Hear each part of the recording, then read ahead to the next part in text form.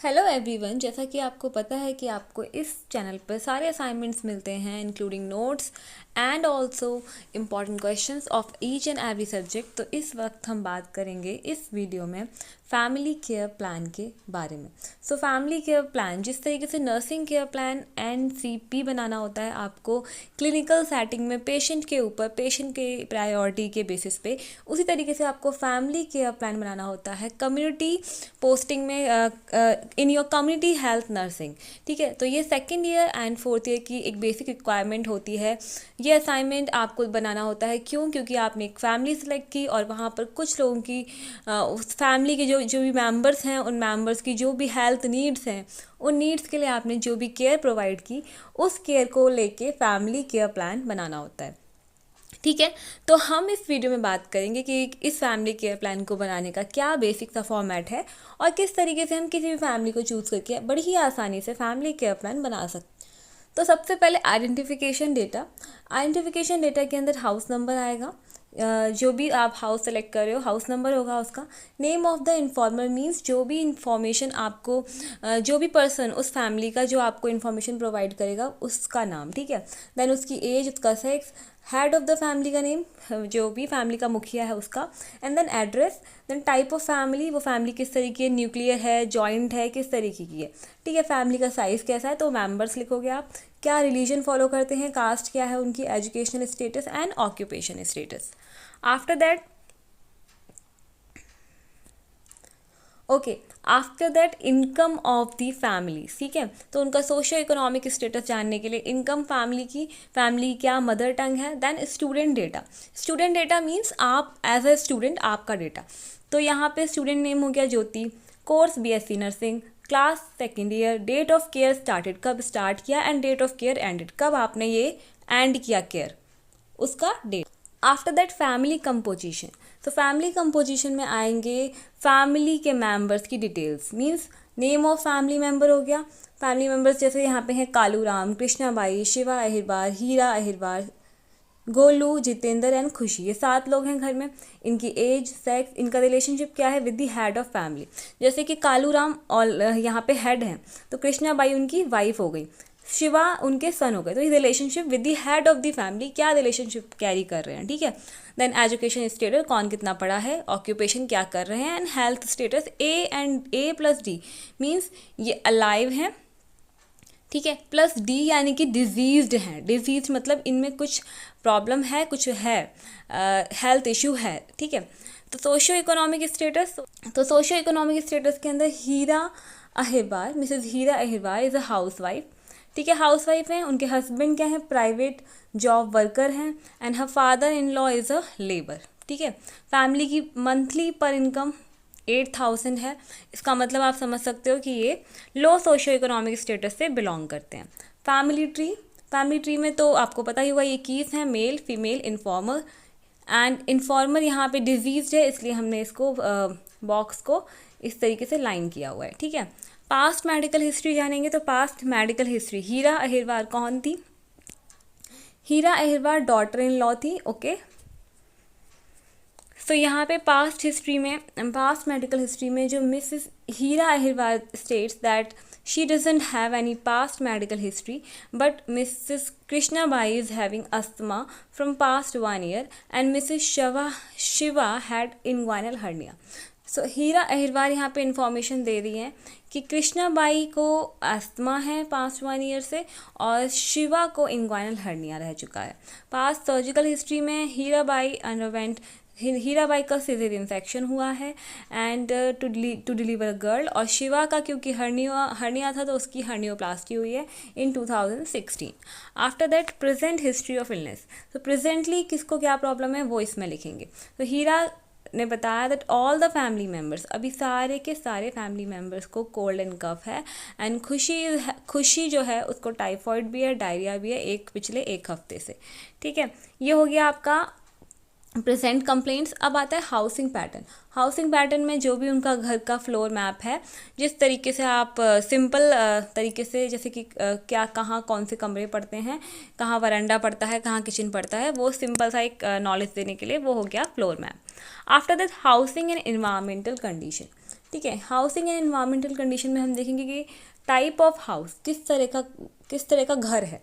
तो घर में जो भी चीज़ें आती हैं एक एक करके हम उन चीज़ों को चेक करेंगे। फॉर एग्जांपल रूफ, जो छत है घर की वो कैसी है।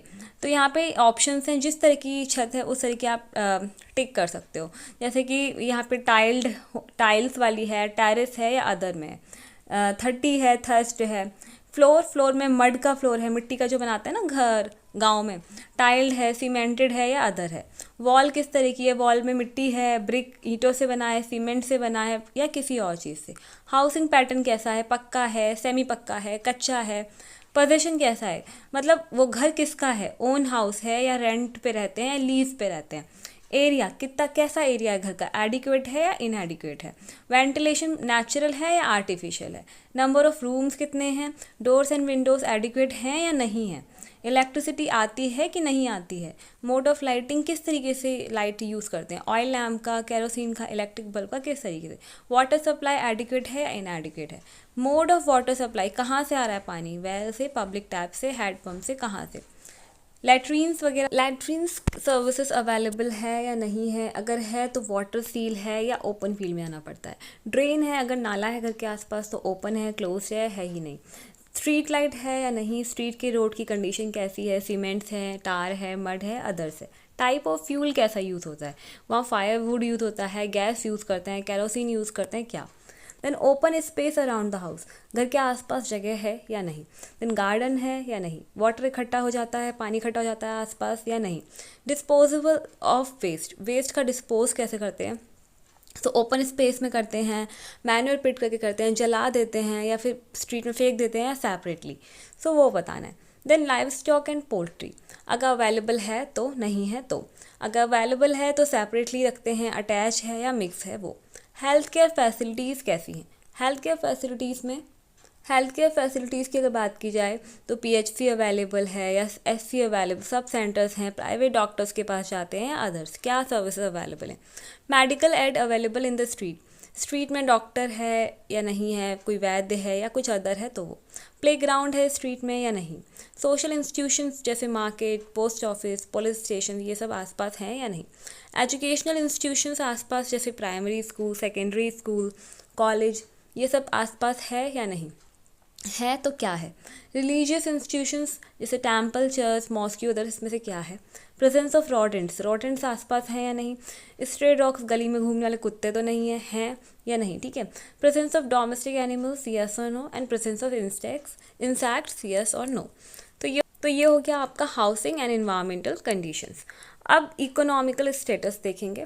सो इकोनॉमिकल स्टेटस के अंदर आएगा इनकम कितनी है per month, source of income क्या है, नंबर ऑफ अर्निंग मेंबर्स, घर में कमाने वाले कितने हैं, कितना खर्चा हो जाता है पर मंथ, रेंट कितना देना पड़ता है, फूड में कितना देना पड़ता है, हेल्थ के लिए कितना जाता है, स्कूल के लिए कितना जाता है, अदर्स थिंग्स में कितना जाता है, प्रॉपर्टी में कितना जाता है। देन ट्रांसपोर्टेशन किससे करते हो, बस से करते हो तो उसमें लिखना है कि किस तरह की बस यूज़ करते हो। Auto rickshaw, 4 wheelers, train, airway, ये लोग नहीं यूज़ करते तो उन्होंने नो लिखा है। देन कम्युनिकेशन, किस तरह का कम्युनिकेशन के लिए क्या मीडियम यूज़ करते हो। फेस टू फेस करते हैं कम्युनिकेशन, इसलिए इन्होंने यहाँ उसके आगे यस लिख दिया है, और मोबाइल यूज़ करते हैं इसलिए उसके आगे यस है। टेलीफोन, लेटर्स, इंटरनेट यूज़ नहीं करते हैं।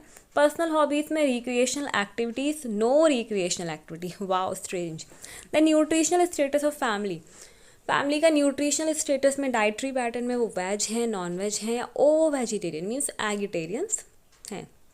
Then frequency of non vegetarian, once in a week लेते हैं, हफ्ते में 1 बार नॉनवेज खाते हैं। देन नंबर ऑफ मील्स, दिन में 3 बार लेते हैं। Cooking method boiling, steaming, frying, baking से करते हैं। स्टेपल फूड लेते हैं, खाते हैं, ठीक है। Sources of food items generally market से आता है, रेफ्रिजरेटर में रखा जाता है, स्टोरेज कहाँ होती है। And uses of processed food item का यूज़ होता है या नहीं, तो होता है। आफ्टर दैट मेन्यू प्लान के अंदर आएगा आपका सो मेन्यू प्लान समझाने के लिए उन्होंने एक टेबल के थ्रू समझाया है, जैसे कि आप कितने नंबर ऑफ़ मील्स लेते हो दिन में आप ब्रेकफास्ट करते हो, फिर मिड मॉर्निंग में करते हो, फिर लंच में करते हो, फिर इवनिंग में करते हो, फिर डिनर में करते हो। तो इस तरीके से टोटल 5 मील्स में ब्रेक किया इन्होंने। तो आप कितने मील्स लेते हो उसके अकॉर्डिंग आपको लिखना है यहाँ पे टाइप ऑफ फूड क्या लेते हो उस वक्त, कितना अमाउंट में लेते हो और उससे कितनी कैलोरीज मिलती हैं। After that amount allotted for nutrition, कितने कितने ग्राम्स न्यूट्रिशन ले लेते हो। यूज़ ऑफ वेजिटेबल्स फ्रिक्वेंटली होता है यहाँ पे, तो अच्छी बात है। सीजनल वेजिटेबल्स खाते हो, अच्छी बात है। फ्रूट्स भी सीजनल फ्रूट्स खाते हैं ये लोग। सीरियल्स, पल्सेस, नट्स डेली खाते हैं। सो अभी ये हो गया आपका मेन्यू, डाइटरी, सारा डाइटरी।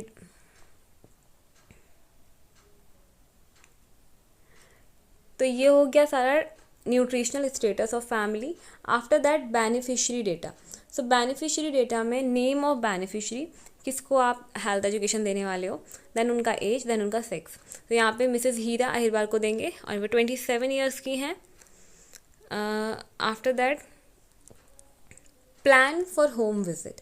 सो प्लानिंग क्यों की हमने होम विजिट की वो बताना है यहाँ पे। तो यहाँ पे नेम ऑफ बेनिफिशियरी कौन है, किस डेट को आपने होम विजिट की, क्यों की, क्योंकि कुछ प्रॉब्लम्स रही होंगी, जैसे कि इनको डायरिया है, कॉमन फ्लू है, टाइफॉइड है। प्रिवेंशन के लिए ब्रैट, ठीक है, and hygiene practices. Short term goal में क्या है, इंक्रीज फ्लूइड इनटेक बढ़ाना है, हाइजीन लेवल का ध्यान रखना है। एंड लॉन्ग टर्म गोल्स क्या है, improvement in the health status.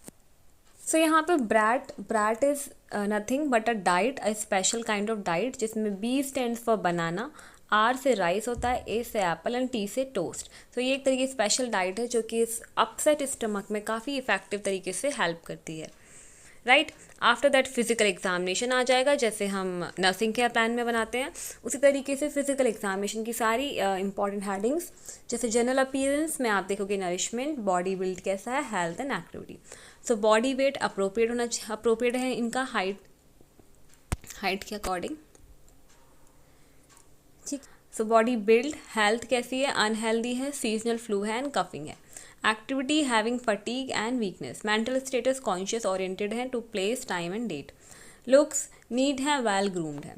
Vital signs में जो भी आपने रिकॉर्ड किए, टेम्परेचर, पल्स, रेस्पिरेशन, BP, वो।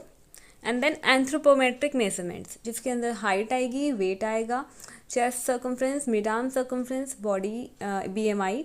स्किन कंडीशंस के अंदर colour, texture, lesions any kind of और सेंसेशन।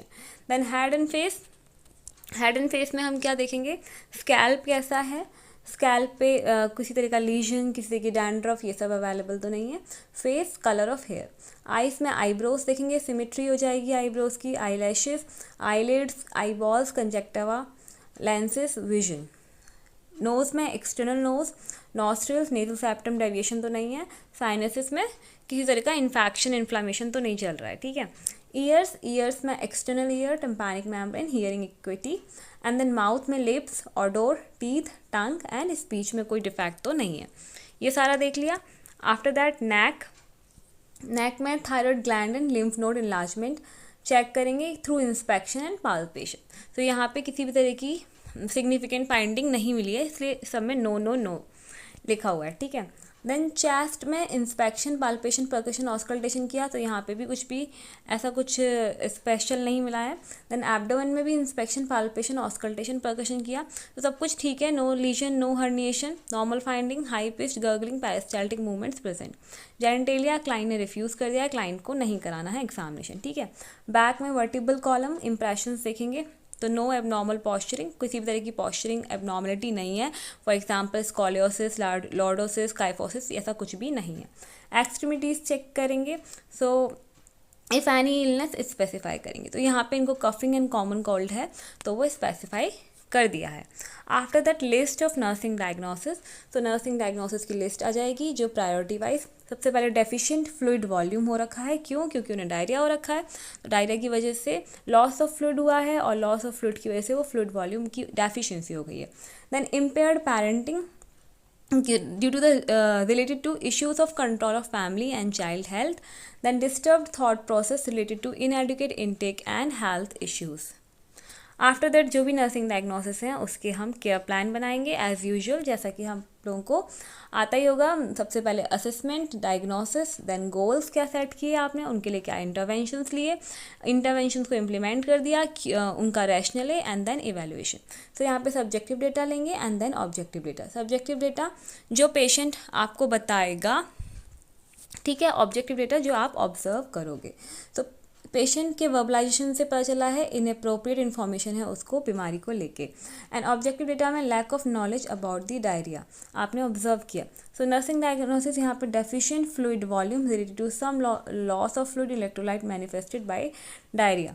यहाँ पे आपने क्या किया, गोल सेट किया है। After 4 hours of intervention client का जो फ्लूइड लॉस हुआ है वो मैनेज हो जाना चाहिए और रिड्यूस हो जाना चाहिए।